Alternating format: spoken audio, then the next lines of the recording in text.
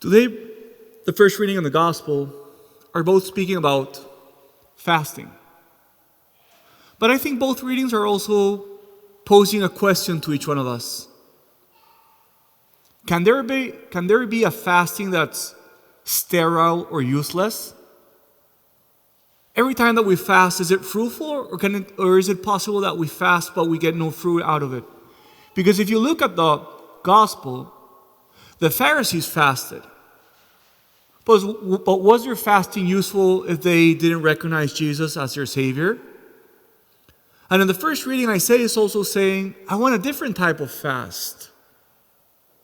So both Isaiah and in the gospel, we are revealed that sometimes people fast and we can fast, and it doesn't really make any difference in our lives. So I was thinking about this. How can we ensure that our fasting is useful? Because we have to do the fasting. So how do we ensure that our fasting really transforms our heart? So looking at the reading of Isaiah, I came out with this idea. I think that our fasting is useful when our fasting doesn't stand on its own, isolated, but when our fasting is partnered also with prayer and almsgiving. Think about this.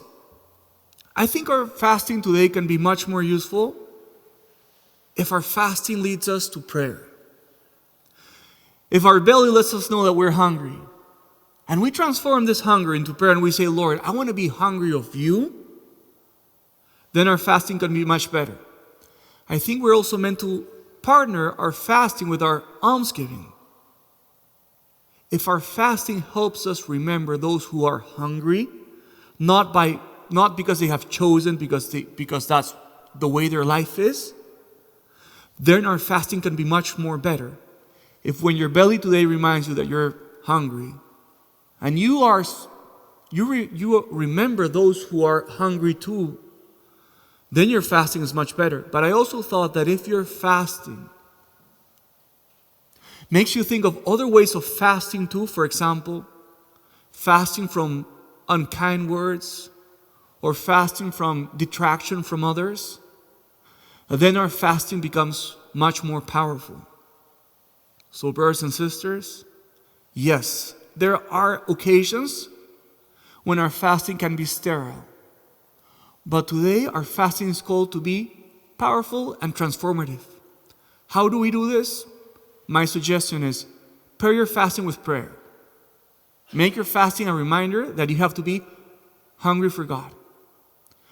Pair your fasting with almsgiving. When you are hungry, today think about all the people that go without. And perhaps even do an act of charity if you have the opportunity. But also pair your fasting with other forms of fasting, equally important. Fasting from speaking bad of others, fasting from detraction. And in that way, I am confident that this day of penance and fasting can be transforming and fruitful for each one of us.